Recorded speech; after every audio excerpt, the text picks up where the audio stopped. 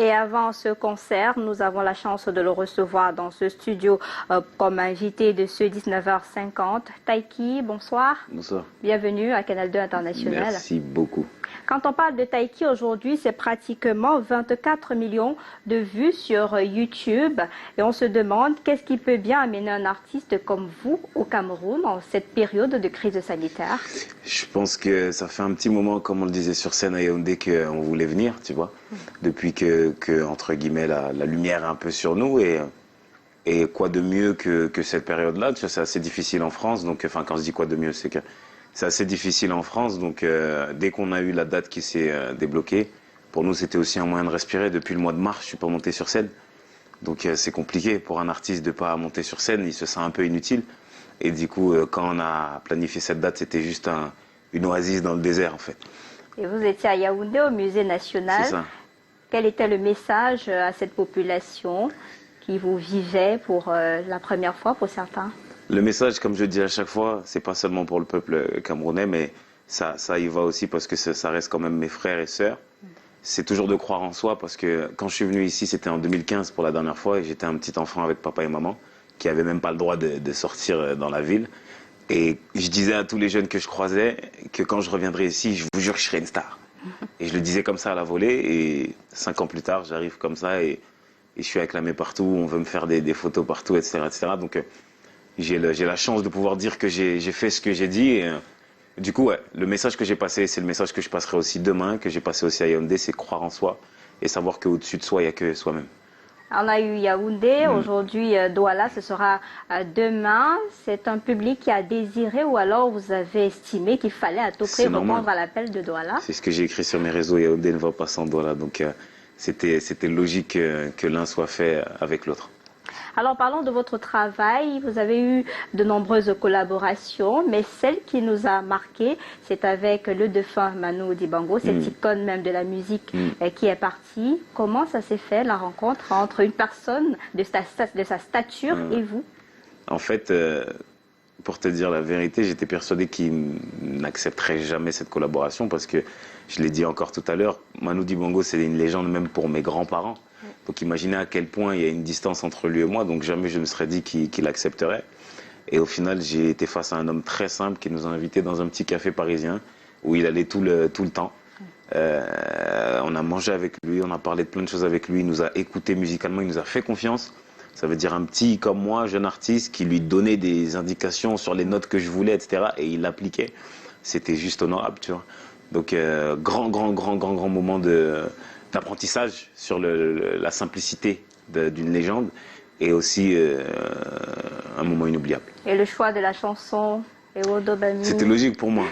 On avait fait le morceau, en fait, je tenais à annoncer au public et à ma fanbase tout simplement de quelle origine j'étais de manière originale.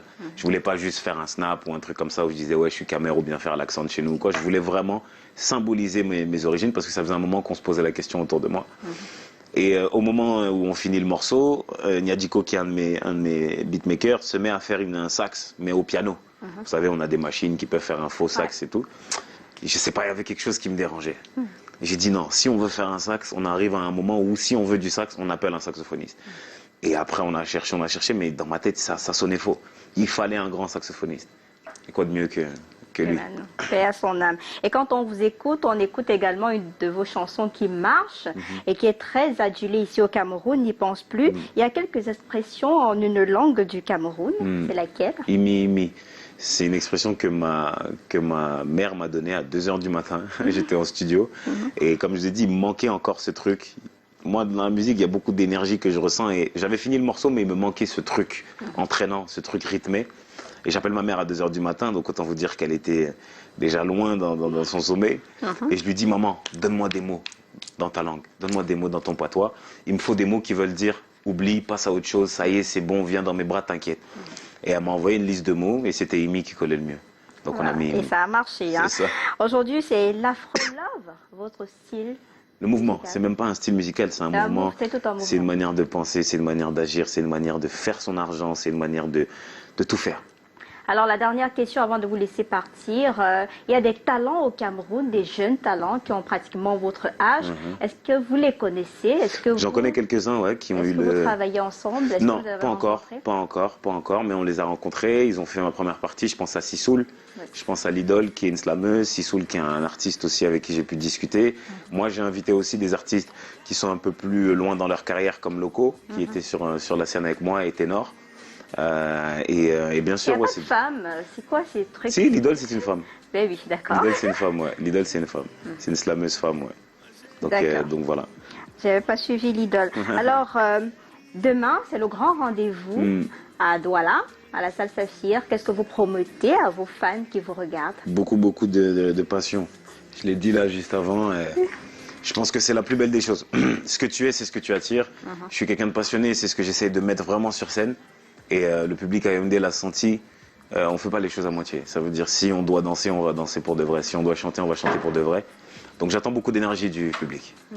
Et alors, on rappelle aux téléspectateurs que votre nom de famille, c'est Julien Boisier. Boadier. Et votre nom d'artiste, c'est Taiki. Donc rendez-vous demain C'est ça. à la salle Saphir. C'est un concert privé. C'est un concert privé d'à peu près 700 personnes et je me ferai la joie d'y répandre l'afro-love.